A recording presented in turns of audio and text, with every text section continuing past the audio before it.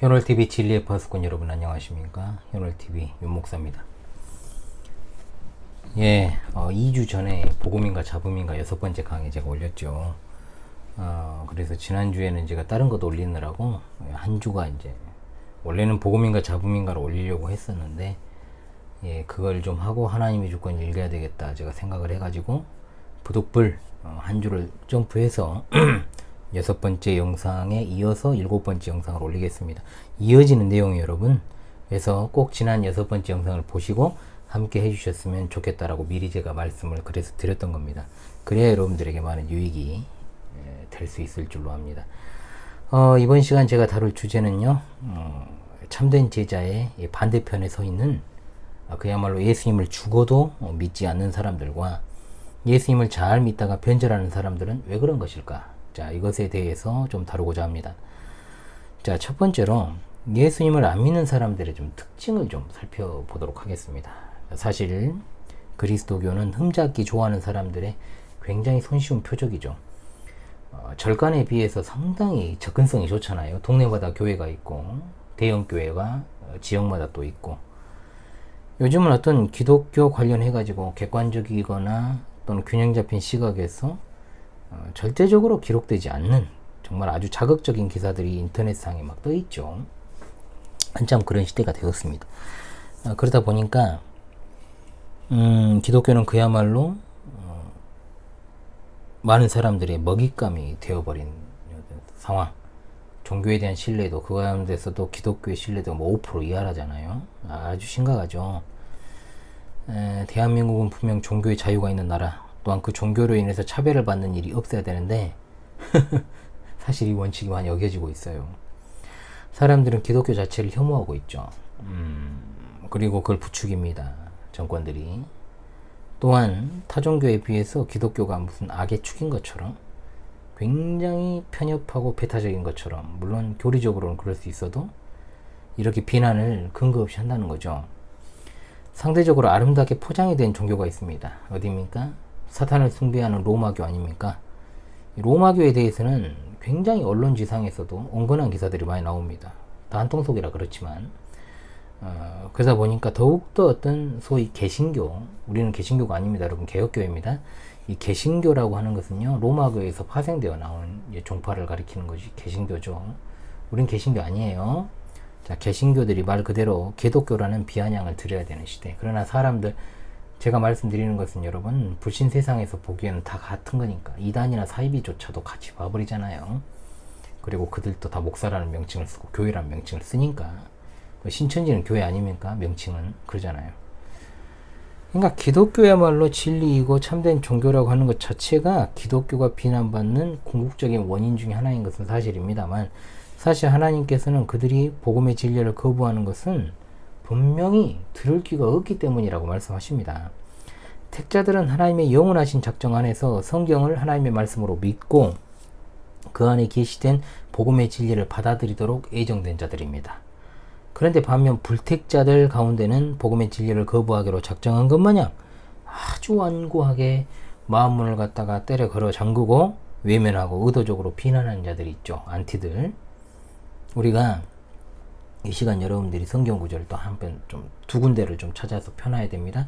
누가복음 7장 29절로 35절입니다.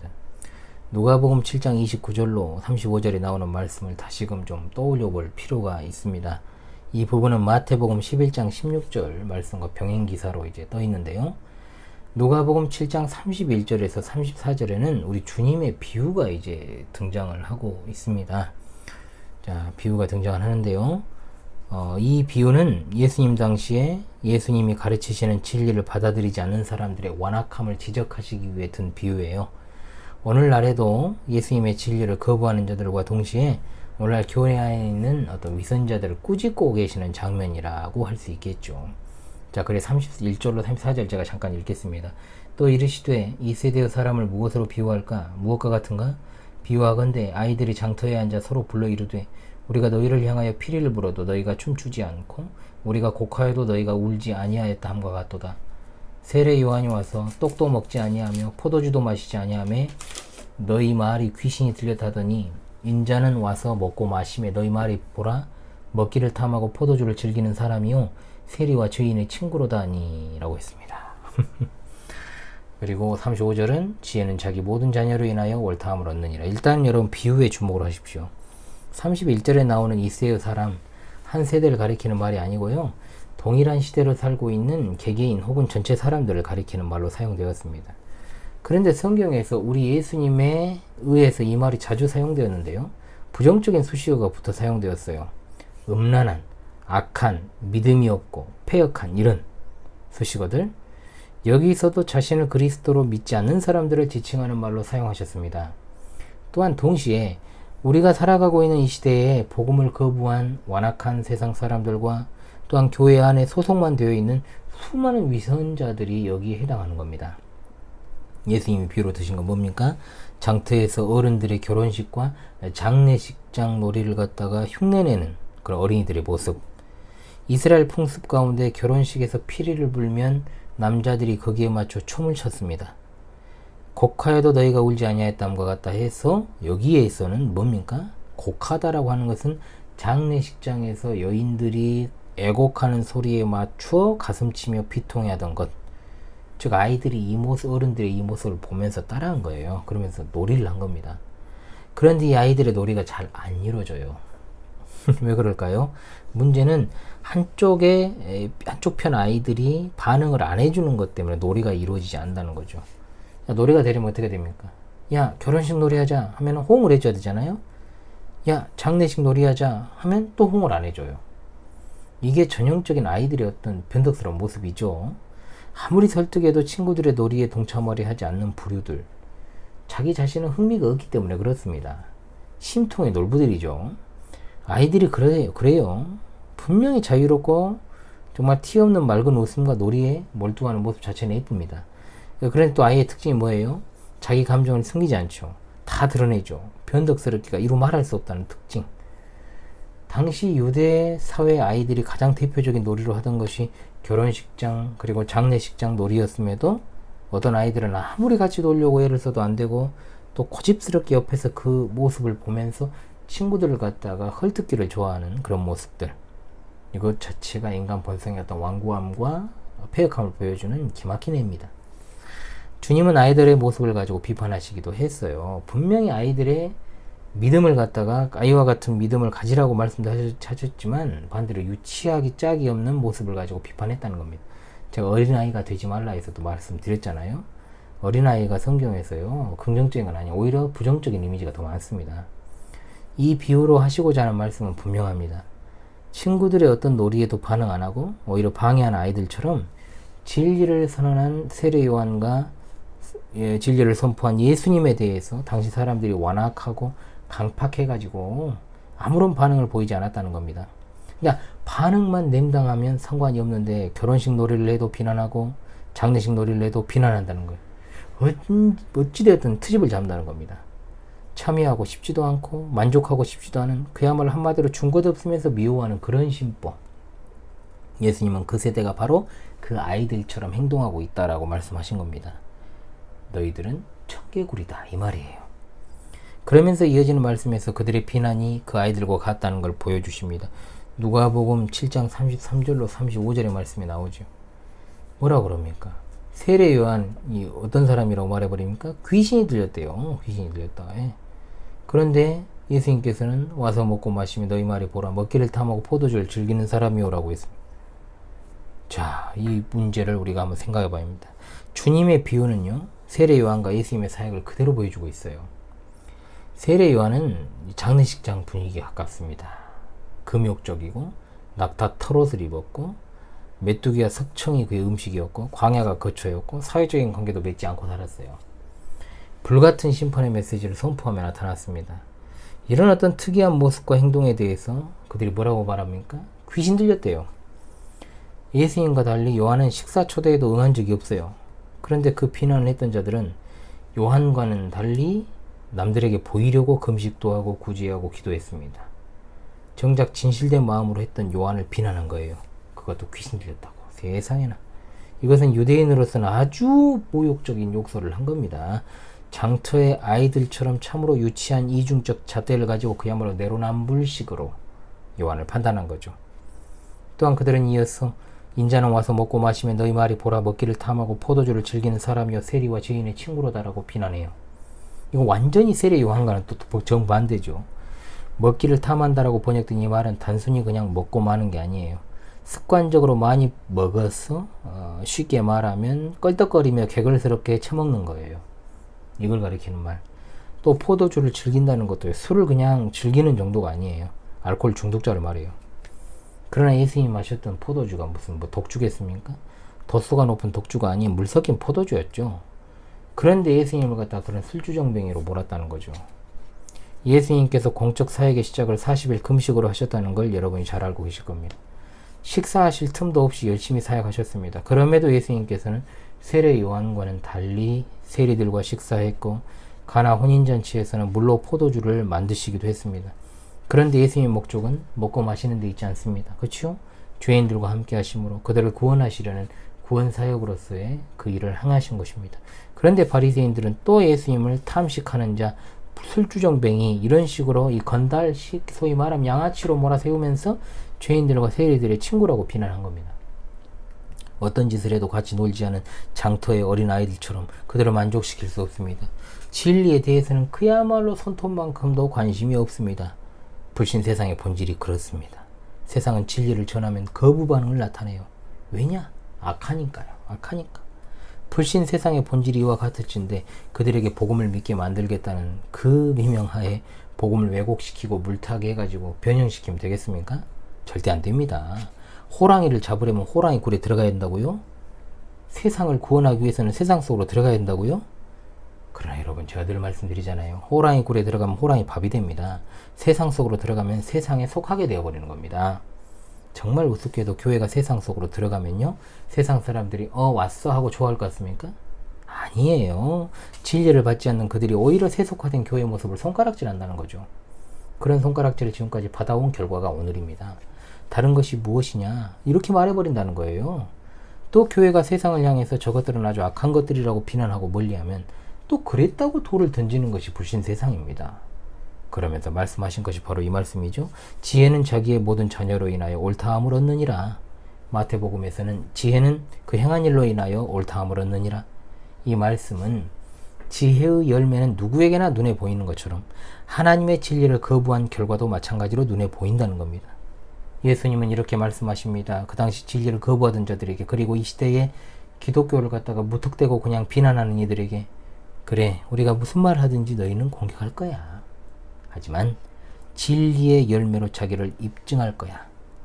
너희는 그리스도를 비난할 수는 있지만 그리스도로 인해서 삶이 변화된 사람들을 보면 곤란한 입장에 처하게 될 것이고, 교회를 욕을 할 수는 있겠지만 그 다음에는 교회가 어떻게 세상에 큰 영향력을 갖게 되었는지를 설명해야 될 거야 라고 말입니다. 진리, 곧 지혜는 열매로 입증이 됩니다. 그러나 어떤 이들은 끝까지 거부하고 비난합니다. 어떻게 할지라도 그들을 만족시킬 수 없습니다.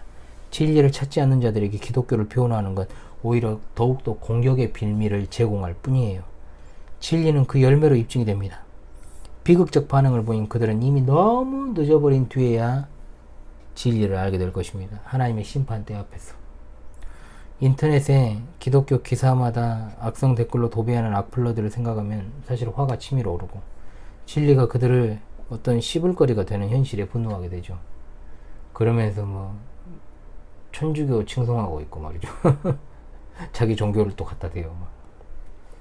그런 한편으로는 참 불쌍하고 측은하죠. 결국 그렇게 교회를 씹어대다가 일생을 마치게 되지 않겠습니까? 진리를 끝까지 거부한 그들이 처하게 될 것은 꺼지지 않는 불에서 영원히 고통받는 지옥에서 보내게 될 것이니까. 그러나 한편으로 우리가 각성할 것이 있습니다. 이미 이 본문을 과거에 강설하면서 제가 말씀드린 적도 있습니다만은 교회에 소속되어 있으면서도 진리를 무시하는 자들이 많거든요. 참으로 더 심각한 문제다. 사람들이 믿는 우리를 보고 하나님의 말씀이 진리라는 것을 알아야 되는데, 아무리 눈을 씻고 찾아봐도 그런 모습이 없다면 그건 참으로 재앙과도 같은 일이 되지 않겠습니까?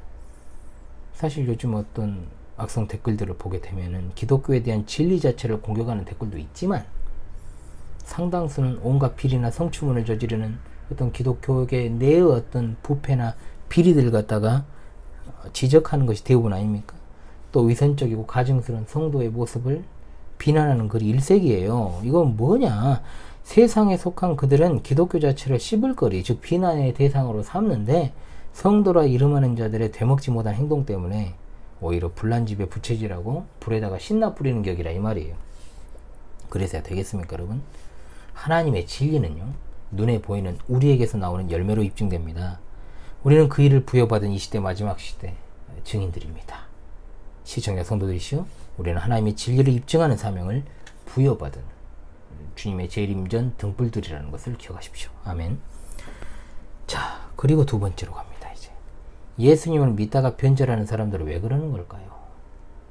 자, 그들의 특징을 갖다가 중심으로 해서 상고하겠습니다. 알곡과 가라지에서 제가 말씀드렸습니다만, 변절이라는 말은 반역자입니다. 반역자를 뜻하죠. 누차 말씀드리지만 그리스도를 참으로 모르면서도, 참으로 알지 못하면서도 입으로 그리스도를 시인하는 것은 가능하다. 우리 주위에서 그런 사람을 찾아보기란 어려운 일이 아닙니다. 오랜 시간 동안 함께 동역했거나 믿음을 고백했던 사람이 그리스도에게서 등을 돌려 배신하는 일을 보는 일이 많습니다. 그러나 예수님이 가장 힘든 배반을 당하셨다는 사실을 우선적으로 생각합시다. 복음을 받아들인 것처럼 보이는 사람들이 결국 복음에서 돌아서는 이유가 뭘까요? 자, 그들을 이해하게 된다면 특정한 사람들에게 어필하려고 복음을 쉽고 간편하게 만드는 것이 얼마나 부질없는 짓인지를 알게 됩니다. 아무리 많은 볼거리를 더해보십시오. 미끼를 던져보십시오. 또 불편한 장애물을 제거한다고 해보십시오. 택자가 아니라면요, 끝끝내 섬겼던 우리를 거부합니다. 이것이 바로 복음이 가진 특징이에요. 복음이라는 것은 여러분 받아들여지든지 거부되든지 둘 중에 하나예요. 적당히 복음을 받는 어떤 중립적인 상태는 없다는 거예요. 이렇게 생각을 하니까, 착각을 하니까 힘들어지는 거죠. 그러므로 어떤 마케팅 교회, 구도자 중심적 교회는 정말 심각한 수준에 이르게 될 수밖에 없어요. 그런 곳에서 전하는 다른 복음이잖아요. 그 복음이 아니잖아요. 사람들이 거부할 이유가 별로 없어요. 그건 그렇잖아요. 교회에 정착할 때까지는 심판이나 어떤 위협이 되는 회개를 촉구하는 그런 메시지를 빼고 전하고, 죄와 타락에 관한 것들을 다 빼잖아요. 일단은 세워놓고 훗날 그것을 밝혀놓는다? 그건 절대로 교회가 전하는 복음이 될 수 없죠. 죄인이 복음을 들었을 때 반응은 두 가지 뿐이에요. 예수님을 믿어서 구원을 받거나 거부해서 구원받지 못하거나. 여러분, 요한복음 6장의 메시지를 주목을 해야 됩니다. 이제 6장으로 가야 됩니다. 여러분, 요한복음 6장으로 가십시다. 여러분 잘 아시는 오병이에요. 제가 이 부분은 또 강설도 했죠, 목요일에. 여기에는 영적인 변절자들의 특징이 잘 나오고 있어요. 자, 어떤 특징이 있냐? 첫 번째, 군중심리입니다. 군중심리 보고 싶으시면 여러분 6장을 보시면 돼요. 요한복음. 사람들이 복음을 저버리는 이유, 처음부터 잘못된 동기로 복음에 끌려서 그래요. 사람들의 이목을 끌었던 것은 메시지가 아닙니다. 군중심리예요.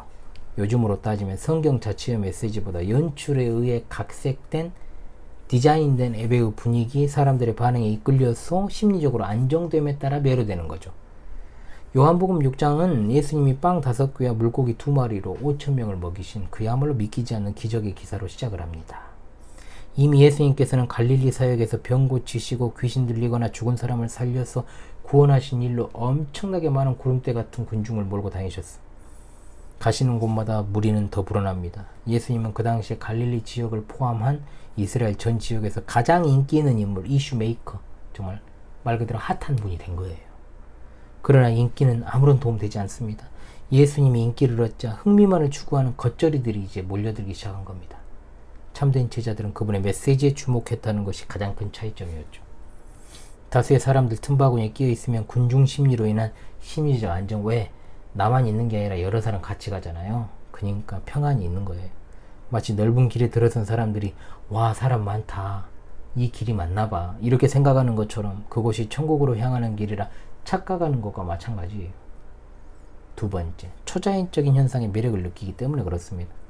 기적이나 능력은 그야말로 피상적 신자를 양산하기에 아주 훌륭한 도구죠. 말씀보다 뭔가 눈앞에서 벌어져야 사람들은 신뢰를 하기 때문에. 큰 무리가 예수님을 따르다가 무언가를 먹어야 되는 때가 되었지만 무리 가운데 나온 음식이라고는 아이가 가져온 이 떡 5개와 물고기 2마리뿐. 그런데 예수님께서는 10절에 이 사람들로 앉게 하라고 말씀하십니다. 이 말씀은 저녁 먹을 준비해라 이거예요. 성경에 나오는 숫자 5,000, 여자와 아이 합치면 좋게 2만 명 될 수도 있어요. 그 이상이 될 수도 있습니다. 그런 많은 사람이 온 집에 있습니다.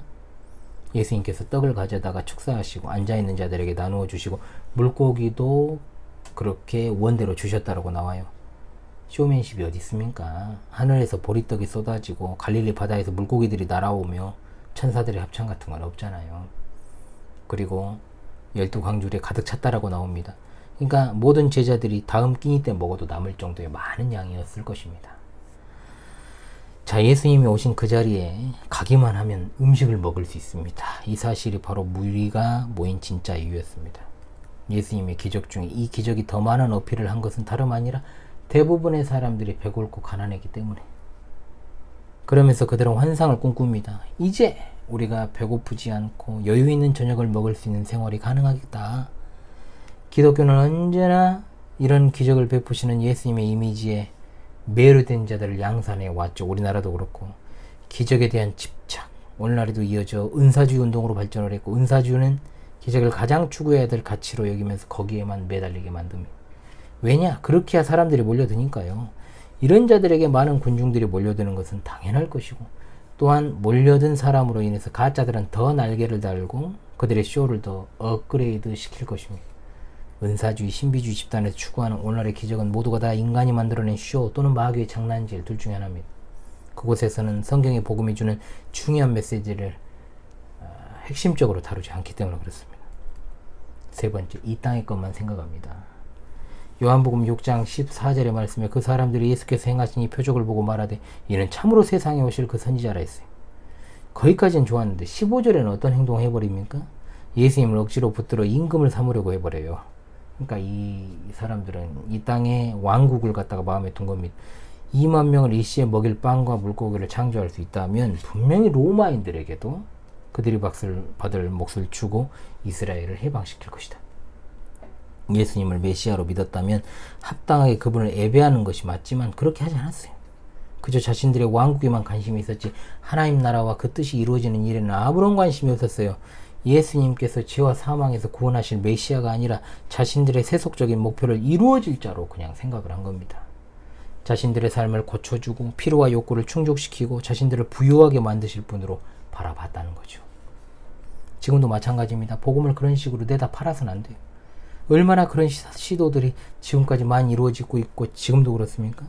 하나님의 나라는 이 세상에 속한 것이 아님에도 사람들을 끌어모으려고 그 사람의 마음을 얻으려고 복음이라는 것을 자신이 원하는 것을 얻어낼 수 있는 도구로 만들어버리면 그런 사람들이 그런 목적으로 믿게 된 복음은 반드시 바닥에 내팽개쳐지게 될 것입니다. 예수님을 믿으면 마음이 평안해지고 병도 안 걸리고 자식도 잘 되고 남편도 잘 되고 여러모로 좋아야 되는데 사업도 잘 되고 예수 믿었는데 몸은 더 아프고 하는 일마다 꼬이는데 그러면 그 사람이 예수 그리스도를 따르겠어요? 오늘을 살고 지금 여기를 위해 살아가는 자들은 하나님이 그를 구원해 주지 않으면 아무런 소망이 없습니다. 사람들을 불러 모으기 위해서 인간적인 방편을 고안해내서 복음을 있는 그대로 전하지 않고 변형시키지 말라는 거예요. 그런 식으로 믿어봐야 절대 얼마 가지 않으니까요. 네 번째, 예배에 대한 사모함이 없습니다. 사실 목회하면서 정말로 어려운 게요. 누가 참된 그리스도인이고 누가 정말 쭉정이고 가라지인지 모르죠. 진짜 가짜 그리스도인지 어떻게 분별합니까? 참으로 어려운 문제입니다. 관찰하는 것만으로는 분별하기 어렵습니다. 꽤나 도덕적으로 사는 불신자도 있는가 하면 눈에 보이는 죄를 짓고 사는 그리스도인도 있으니까요. 하는 말을 가지고도 알 수 없어요. 정말 오랫동안 함께 지내면서 그 말을 듣는 것이 아니라면 어떤 사람들은 진짜로 진실되게 안 믿으면서 혓바닥을 잘 놀리기 때문에 표면적으로는 그리스도인으로 보이는 경우도 있거든요.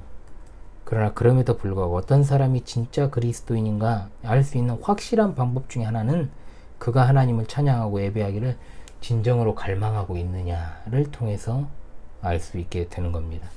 교회 안에서 자신이 그리스도인이라고 주장하는 많은 이들이 예배에 관해 가지고 있는 태도를 보면 어느 정도 답이 나옵니다.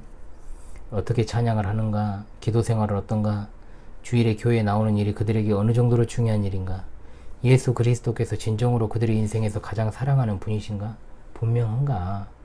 가까이서 지켜보면 이것은 정말로 빼도 박도 못하게 드러나요. 사실은 참된 성도들은요, 깊은 겸손을 가지고 있고 하나님께 대한 진정한 경외심을 가지고 두려워합니다. 예배를 사모하지 않는 것은 그 안에 하나님이 없기 때문이고, 하나님이 없기 때문에 자신의 행동에 거리낌이 없습니다. 그에게 있어 종교는 형식이고 틀입니다. 자신의 세속적 욕구를 만족시켜줄 거리가 생기면 교회 생활도 열심히 합니다. 예를 들어서 유교계 눈이 먼 남녀가 교회에 연애할 대상이 존재한다면 표면적으로는 열심히 신앙생활을 해요. 진짜로 제가 너무 많이 봤죠, 그런 걸. 또 돈에 눈이 먼 사람이 교회에 자신의 비즈니스 대상이 존재하면 큰 어장으로 볼 수도 있잖아요. 열심히 하죠. 떡고물이 있어야 벌레가 모여든다, 이 말이에요. 떡고물이 있든지 없든지 간에 내가 하나님을 예배하고 사모하는 일이 가장 소중한 가치인 사람에게 주일은 당연히 기다려지는 날이 될 수밖에 없고, 하나님과 관련된 일은 당연히 내 인생에 있어서 가장 우선하는 가치가 될 수밖에 없습니다. 저울질을 하지 않죠. 왜? 그보다 더 중요한 일은 없으니까요. 다섯째, 인격적 관계가 없어요. 누가복음 6장 36절에 그러나 내가 너희에게 이르기를 너희는 나를 보고도 믿지 아니하는도다 하였느니라. 사실 여러분, 이것이 굉장히 슬픈 말씀이거든요. 자신들을 구원하실 수 있는 유일한 구주를 그들은 눈앞에 두고도 믿지 않는다는 거예요. 그런데 이어서 이렇게 말씀하시죠. 아버지께서 내게 주시는 자는 다 내게로 올 것이요 내게 오는 자는 내가 결코 내쫓지 아니하리라. 아멘. 이 말씀은 35절에 근거한 말씀이에요. 나는 생명의 떡이니 내게 오는 자는 결코 줄이지 아니할 터요 나를 믿는 자는 영원히 목마르지 아니하리라. 할렐루야. 우리가 복음 전할 때, 그리고 주위에 복음을 믿지 않는 불신자들을 볼 때, 목사의 입장에서 정말 교회에 나오긴 하는데 전혀 신자가 아닌 사람을 볼 때 너무 마음이 아팠었죠. 뭐 요즘은 그런 사람도 거의 없는데, 그럼에도 불구하고 이 말씀으로 소망을 얻게 됩니다. 예수님의 구원은 하나님 아버지의 작정하심입니다. 이걸 상기시키면서 우리 구주 예수님은 위로 받으셨어요. 아버지께서 사람들을 주님께 이끄시면 그들은 주님께 옵니다. 거기에 모인 다수의 무리는 예수님과의 인격적 관계에는 전혀 관심이 없었어요. 아버지의 뜻은 아들을 보고 믿는 자마다 영생을 얻는 이것이니 마지막 날에 내가 이를 다시 살리리라. 아멘. 믿는 것처럼 보이다가 끝내 변절하는 자들로 인해서 우리 주님은 낙심하지 않으셨고, 또한 이 말씀을 주셨기 때문에 저나 참된 신자인 우리 시청자, 우리 파수꾼들께서는 이 말씀이 소망이 되는 겁니다. 아멘. 여섯 번째, 진리를 비웃어버립니다. 41절에 자기가 하늘에서 내려온 떡이라 하므로 유대인들이 예수님에 대해서 수군거렸다 그랬어요. 수군거린다라는 이 말은요, 불평, 투덜, 험담 이 말이에요. 믿는 자들과 함께 있을 때는 그렇지 않은데 믿지 않은 이들과 함께 있을 때 조롱을 했다는 겁니다. 주일마다 교회에 나오는 사람들 중에 그런 사람 없을까요? 놀랍게도 저는 그런 사람을 본 적이 있어요. 교회에 나와서는 절대로 그런 말 안 합니다. 그런데 주중에 불신자들과 대화하면서 교회와 목사와 성도를 험담을 해요. 복음을 변호하기는커녕 조롱해요. 그러니까 공짜 음식을 주실 것이라고 생각했는데 갑자기 이상한 소리 하니까 열받아 버린 거예요, 군중이. 회개나 순종이나 복종에 관심 없어요. 예수님을 진정으로 사랑한다면 예수님의 교회에 대해서 험담하고, 목사나 다른 성도를 불신자들 앞에서 험담하지 않습니다. 참된 신자들, 아무리 변절자들, 즉 껍데기 신자들이 틈만 생기면 조롱해도요, 하나님은 자기 구원의 그 목적을 성취하실 것이기 때문에 걱정하지 않습니다. 일곱 번째, 그들은 신령한 배고픔이란 게 없어요. 46절 51절이에요. 이것은 구원에 관한 예수님의 놀라운 가르침이에요. 너희가 보지 못한 아버지가 너희를 이끌고 너희가 믿으면 영생을 가질 것이다. 나는 생명의 양식이다. 너희가 믿어야 하는 것은 바로 나다. 너희가 나를 믿으면 너희는 결코 죽지 않고 영원히 살 것이다 라는 말씀입니다. 하나님은 예수 그리스도의 인격과 사역을 믿는 모든 사람에게 구원을 약속하셨습니다. 그러나 모인 무리는 그런 것에 관심이 없어요. 예수님 근처에 와서 간만 보다 말아버립니다. 간 보다가 간이 잘 맞네 하면서 감탄도 하고, 또 분석도 하면서 의미하면서 사색도 하고 칭찬도 하고 추천도 합니다. 그러나 그게 끝이에요. 그게 전부예요. 사람이 이 떡을 먹으면 영생하리라는 말씀. 그러나 그들은 영적인 양식을 먹는 일에 관심이 없죠. 그래서 52절과 같이 말한 거예요. 이 사람이 어찌 자기 살을 우리에게 주워 먹게 하겠느냐. 그들이 실제로 예수님이 사람고기 먹으라고 했다라고 생각한 게 아닙니다. 영적인 진실을 말하고 있다는 것을 알고 있음에도 조롱했다는 것. 변절자들은 이처럼 영적인 일에 전혀 관심이 없습니다. 여덟 번째, 목마른 영혼에 부르짖음이 없습니다. 자, 53절의 말씀에 예수께서 이르시되 내가 진실로 진실로 너에게 이르노니 인자의 살을 먹지 아니하고 인자의 피를 마시지 아니하면 너희 속에 생명이 없느니라. 예수님은 인간의 육신을 입으신 하나님이십니다. 그분의 의로운 삶과 대속의 죽음이 자신으로 인한 것임을 알고 그분의 인격과 생애를 갖다가 받아들이는 게 필요하다는 겁니다. 54절에 내 살을 먹고 내 피를 마시는 자는 영생을 가졌고 마지막 날에 내가 그를 다시 살리리니 줄이고 목마른 영혼에 관한 큰 부르짖음이 있지 않습니까? 그분의 살은 참된 양식이고 그분의 피는 참된 음료입니다. 55절에서 58절을 주목해야 됩니다. 구원이라는 건 나 자신의 생명을 버리고 그분의 생명을 받아들이는 것입니다. 그것은 믿음으로 그리스도를 받아들이고 그분이 어떤 분이고 어떤 일을 하셨는지에 대한 인정. 오직 줄인 자만이 먹고 목마른 자가 마시는 겁니다. 영적인 변질자들은 진정한 구원에 관심이 없습니다. 세상으로 배부르고 무엇보다 자기 자신으로 배부르고 만족하고 멸망하는 세상 속에서 정말로 널리 퍼져 있는 음식에 배불러 있어요. 그리스도 앞에 나오는 자들은 강한 영적 줄임과 목마름으로 나오는 자들입니다. 죄로 인해 마음이 상하고 자신의 타락한 상태와 그리고 목적이 없는 모습을 깨달으면 그가 공허감과 하나님을 향한 자기 영혼의 어떤 갈망을 느낀다면 그는 만족을 얻고 그리스도를 받아들이고 그분을 주님이자 구원자로 고백하게 해달라고 부르짖게 되는 겁니다. 그분은 나의 생명이시며 나의 양식이십니다. 오직 먹는 자만이 그 생명을 얻게 되는 줄로 믿습니다. 자, 이 장의 결론이 나오죠. 60절에서부터 이제 절정으로 쫙 가는 겁니다. 6장. 여기 나오는 제자는 반드시 참된 신자를 가리키는 단어는 아니에요. 배우는 사람, 따르는 사람을 성경적 용례상 제자라고 부르기도 합니다. 이들은 또 수군거리며 불평합니다. 뭐라고요? 61절에 이 말이 너희에게 걸림이 되느냐? 이 소식이 너희를 넘어지게 하느냐? 너희들은 나를 더 이상 인자로 믿지 않느냐? 하시면서 62절로 64절에서 이렇게 말씀하십니다. 그러면 너희는 인자가 이전에 있던 곳으로 올라가는 것을 본다면 어떻게 하겠느냐? 내가 지금 당장 떠나서 하늘로 올라가면 그때는 나를 믿겠느냐라고 하신 거예요. 살리는 것은 영이니 욕은 무익하니라. 내가 너에게 이런 말은 영이요 생명이라 분명하게 말씀하고 있지 않습니까, 여러분? 자, 그들이 제일 원하지 않던 것이 여러분 하늘로 예수님이 되돌아가시는 거잖아요. 예수님이 떠나시면 어때요? 자신들의 어떤 세속적이고 물질적인 필요를 채워줄 리가 없어집니다. 그래서 그들은 예수님의 말씀을 듣지도 믿지도 않았어요. 또한 예수님께서는 누가 믿음을 배반할 것인지 그리고 누가 자기를 배신할 것인지 다 아십니다. 가룟 유다는 분명히 찔림이 있었을 것이고 이 말씀으로 예수님이 자기를 갖다가 알고 있을지 모른다는 의심도 했겠지만 불신의 세계로 돌아가지 않고 예수님을 이용할 생각으로 끝까지 남아 있었던 거예요. 오늘날의 교회에도 교회는 안 벗어나면서 끝까지 복음을 이용할 생각으로 남아있다 멸망당하는 사람들이 있습니다. 실로 안타까운 일입니다. 65절에서 다시 반복하시죠. 이 말씀을 하신 것은 예수님이 너무 마음이 아프셔서 하시는 말씀이에요. 하나님의 주권적인 작정에 의해서 다시금 이 말씀을 하시면서 그 아픔을 감내하신 겁니다. 뭐라고 말씀하십니까? 내 아버지께서 오게 하여 주지 아니하시면 누구든지 내게 올 수 없다 하였노라. 하나님의 주권에 의지하셨지만 예수님의 그 마음이 너무 와닿지 않습니까, 여러분? 너희도 가려느냐? 너희도 가려느냐? 이 말씀을 하실 때 예수님의 심정은 고통스러우셨을 것이고 또 슬픔에 잠긴 예수님을 그대로 보여주는 것이다. 베드로는 이에 대해서 68절 69절에 주여 영생의 말씀이 주께 있사오니 우리가 누구에게로 가오리까? 우리가 주는 하나님의 거룩하신 자인 줄 믿고 알았사옵나이다. 아멘. 떡과 물고기를 건네드린 빌립과 안드레를 제외하면 68절을 읽고서야 드디어 한 명의 진실한 제자 만납니다. 다음과 같이 말하는 제자들이 끝까지 남아요. 어떤 제자들? 여러분 누가 남았습니까? 우리는 아무데도 갈 곳이 없습니다. 주님께는 영원한 생명의 말씀이 있고 우리는 주님이 하나님의 거룩한 자이신 줄을 믿었고 알게 되었습니다. 하나님의 거룩하신 자란 메시아의 호칭이에요. 그들은 진정으로 하늘의 일을 생각하는 사람들이었고 그리스도와의 인격적 관계를 원하고 그분의 생명을 이해했고 자신들의 죄로 인한 상한 심령으로 회개하며 구원을 경험하기를 소망했던 사람들입니다. 그러나 6장의 마지막은 좋지 않은 결말이죠. 유다는 지금까지 놓아있던 변절자들의 특징 모든 것에 해당하는 자였어요.